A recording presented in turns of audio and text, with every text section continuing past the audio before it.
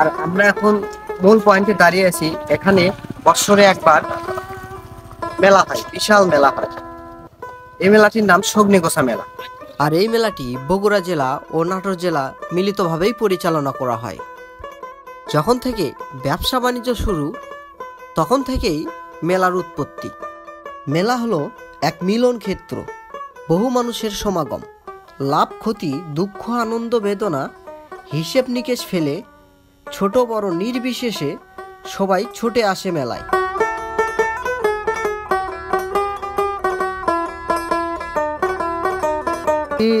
তো মেলা হয় না? হ্যাঁ, মেলা হয়। এটি কখন মেলা হয়? জ্যৈষ্ঠ মাসে। জ্যৈষ্ঠ মাসে?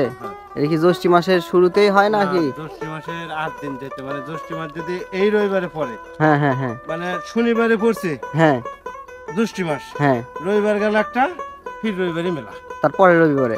আর এই মেলা মূল কি কারণে হয়? এটা একটা অনেক আগের থেকে, আমাদের তো জন্মের আগের থেকে মেলা হয়। আমরা অত দূরের খবর আমরা তারপরেও শুনছি এখানে নাকি ওই যে লাঠি খেলা, এই ধরনের খেলা, ওই কারণে একটা লিশান তুলে, লিশান মূলত লিশানের মেলায়, এটা লিশানের মেলায় বলা হয়। গ্রামের মেয়েরা আসলে অনেক পরিশ্রমী হয়। তারা প্রতিদিন সকালে ঘুম থেকে উঠে সংসারের বিভিন্ন কাজ নিয়ে ব্যস্ত হয়ে পড়ে এবং এই খড়টি রোদে শুকিয়ে চুলা জ্বালানোর উপকরণ হিসাবে ব্যবহার করা হবে। আগের যুগে গ্রাম বাংলার প্রতিটি ঘর তৈরি করা হতো খড় দিয়ে। এখন খড়ের ঘর নাই বললেই চলে, কিন্তু আমরা হঠাৎ দেখতে পেলাম খড় দিয়ে তৈরি চুলার পার, যেটি দেখতে আসলে অনেক সুন্দর ও নজর কাড়ার মতো। গ্রামের মানুষদের মূল পেশা কৃষি হলেও গৃহপালিত পশুপালনের রয়েছে মূল অবদান।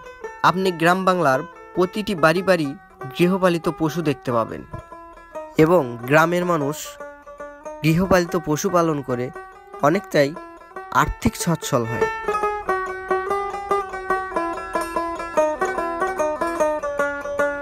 সারাদিন নানা কাজকর্মের পাশাপাশি নারী ও পুরুষ গৃহপালিত পশুর নজরদারি রাখেও বেশ। যেমন রয়েছে সময় মতো পানি ও খড় খাওয়ানো এবং নিয়ম করে গোসল করানো।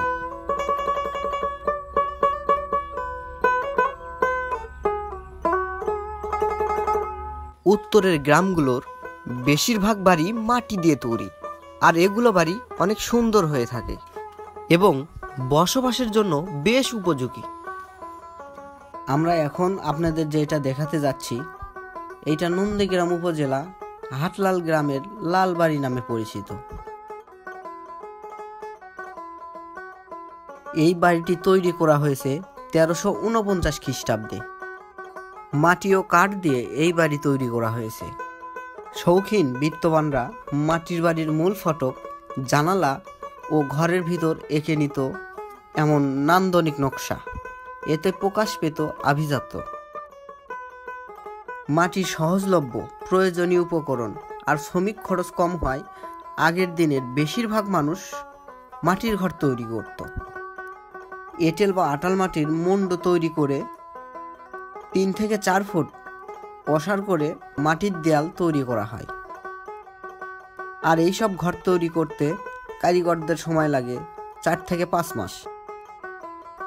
গ্রামগুলোতে কৃষক, কামার কুমার, জেলে তাঁতি ও কাঠুরিয়া সহ সকল পেশার মানুষেরই বসবাস। তাই গ্রামগুলোতে সকল পেশার মানুষেরই আনাগোনা দেখা যায়। আর আমরা মূলত গ্রাম বাংলার প্রকৃতি সৌন্দর্য, ইতিহাস ও জীবনযাপন, জীবিকা এই বিষয়গুলো নিয়ে ভিডিও তৈরি করে থাকি। আমাদের নিত্য নতুন ভিডিও পেতে A to Z news YouTube channel ও ফেসবুক পেজ এর সাথেই থাকবেন।